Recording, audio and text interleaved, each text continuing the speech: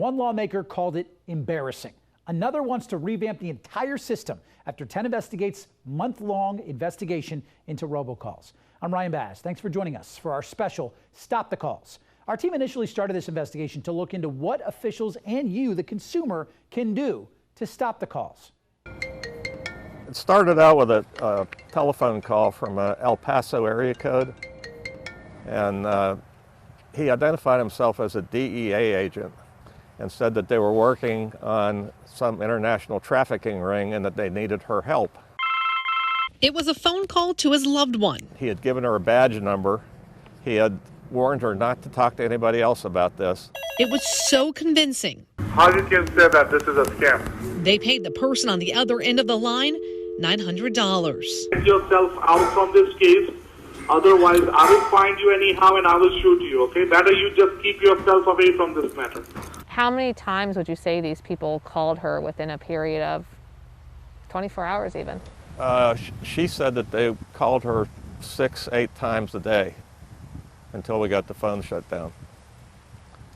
And that's part of it, you know, they just badger them.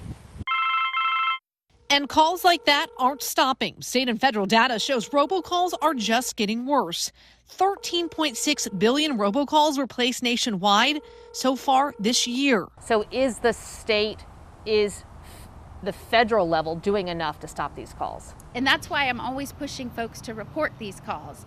They seem like a nuisance. We don't want to do anything about it, but be part of the solution and report them. Florida Attorney General Ashley Moody says she's made it a priority to crack down on these unwanted calls.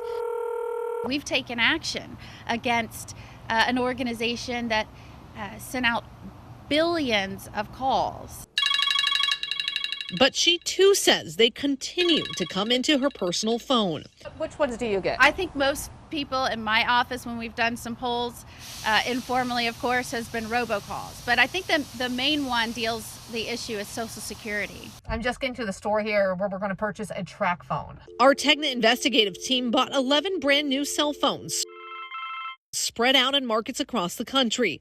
Every one of them started getting robocalls weeks or even days after activation, in some cases without those phones ever being used to call or text. The Tegna investigative team wanted to take it a step further and do something nobody wants, actually direct those calls to us. Our definition of a robocall really is any unwanted or illegal bulk call that's made. Enter Aaron Foss. I'm the founder of No More Robo, and we stop all of those annoying, irritating scam robocalls and robotexts from getting to your phone. How?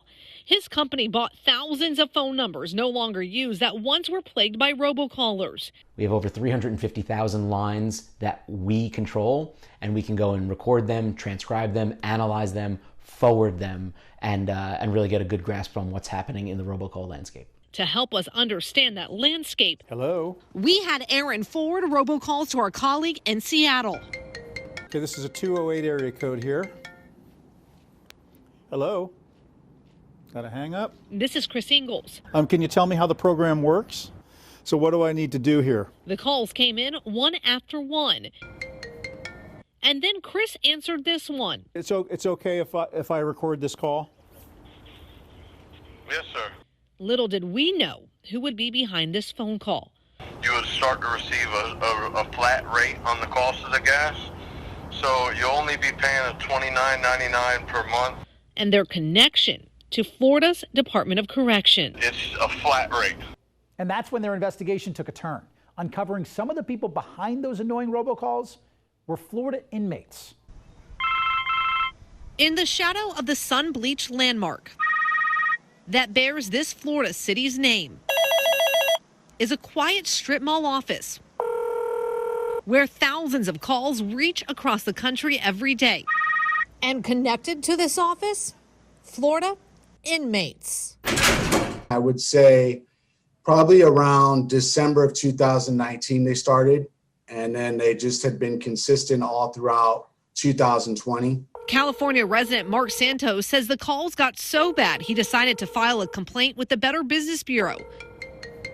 Those calls were coming from Southeast Energy Consultants in Florida.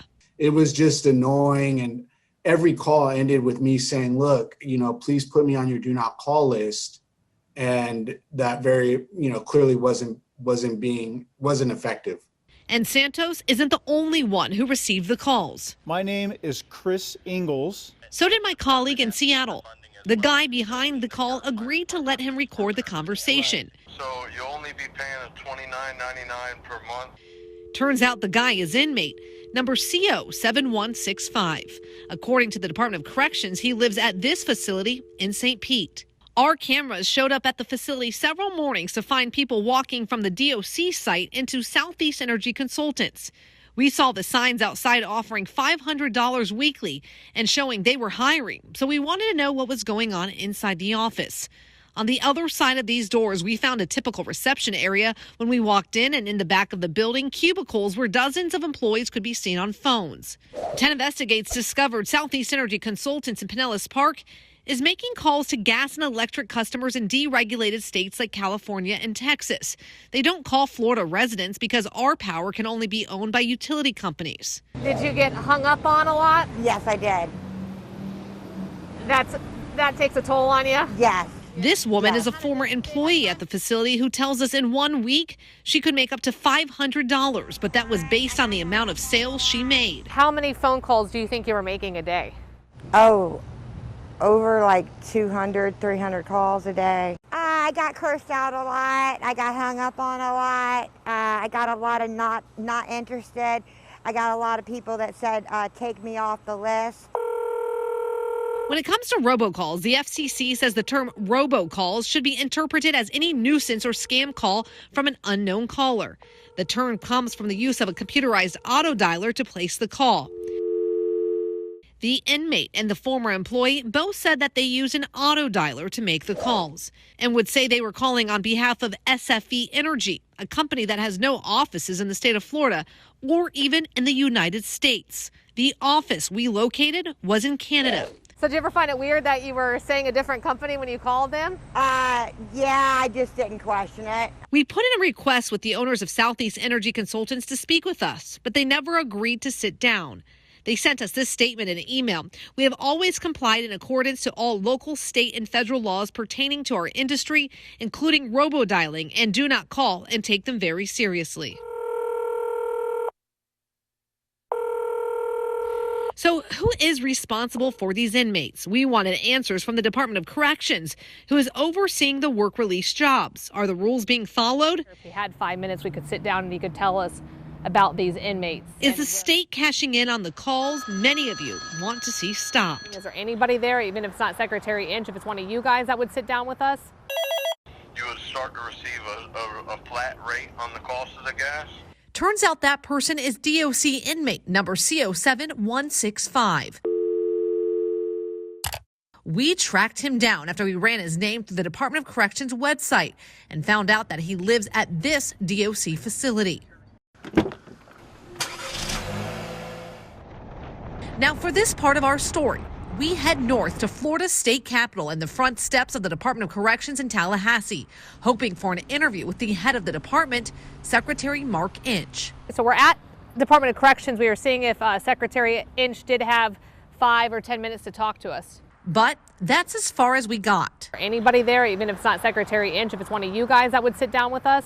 We asked for nearly a month to sit down with them. At one point, they sent us this statement saying inmates eligible to participate in community work release programs work at paid employment sites in the community during their transition from incarceration to becoming returning citizens. 10 Investigates catching some inmates heading from their work release facility in St. Pete to this office. And while the Department of Corrections tells us they do not place these inmates into the positions, inmates may seek employment in the community and submit job requests for approval to either our staff or contracted staff, depending on the facility where they are housed. We did learn the Department of Corrections is cashing in on these work release inmates' jobs with automatic deductions from their checks. 55% for subsistence, which the DOC says is the cost to incarcerate the inmate, 10% into savings for disbursement upon the inmate's release, and in some cases, an additional 10% for family support and 10% for restitution, court costs, or fines are also taken out of their check, leaving some inmates with only 15% take-home pay from the money they make. We wanted answers. We called, we emailed, asking to sit down with the Department of Corrections secretary. They denied our request. Wait. So we walked across the street to the Capitol, where lawmakers had something to say. We can't get DOC to talk to us. Are you going to try and have a conversation with them to see what's going on? I think this is part of a much broader conversation about work release and how we should be talking to employers from around the state and encouraging and incentivizing employers to actively utilize DOC work release inmates to help them gain skills, because ultimately these are individuals who in 3 to 6, 9 months are going to be released, and we want them to have skills so that they re-enter they re-enter Florida and are able to compete in the workforce. Were you aware that DOC inmates were working at call centers? No, I wasn't aware that they were working at call centers, but I think it highlights the fact that we need more employers to step up and to engage with our Department of Corrections in order to take work release inmates. Our team also uncovered that the Florida Department of Agriculture oversees telemarketing licenses here in the state of Florida. Their main office is next door to the Department of Corrections, and they did agree to speak with us. You would start to receive a flat rate on the cost of the gas.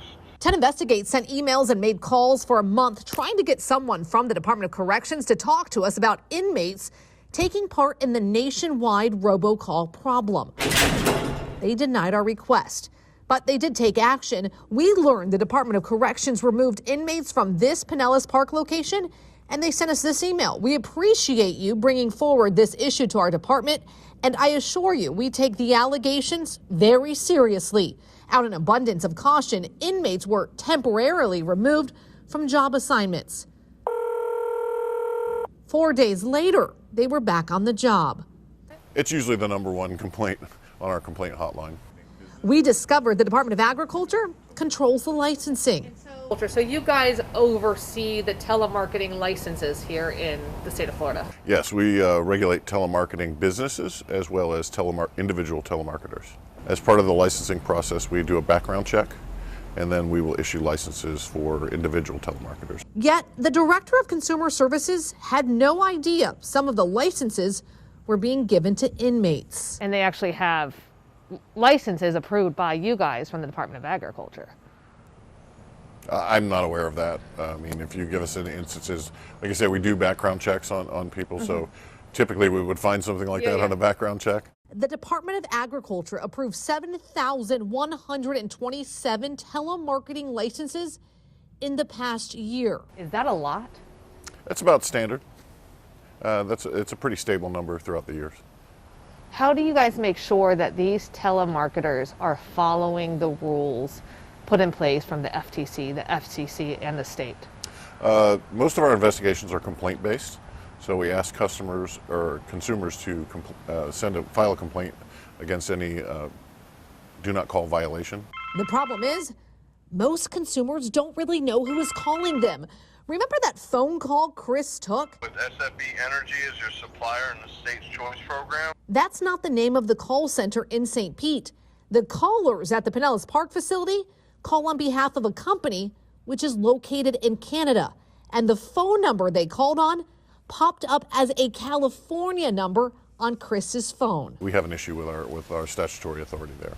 So what does Southeast Energy Consultants, the telemarketing office in Pinellas Park, have to say about it? We have always complied in accordance to all local, state, and federal laws pertaining to our industry, including robo-dialing and do not call, and take them very seriously. And we asked the Department of Agriculture how they make sure these companies are following the rules with so many telemarketers in the state. They provide us certain information. We don't inspect them during the licensing process. They provide us certain information like the scripts that they're going to be using, information like that we can review to make sure they're not violating the statute. Should you guys be actually going in there and seeing the technology they're using to make sure that they are following the laws? We, with the number of investigators we have, we really operate off of a risk-based system. How many calls do you think you get a day from a phone number that you don't know? 3 so far today.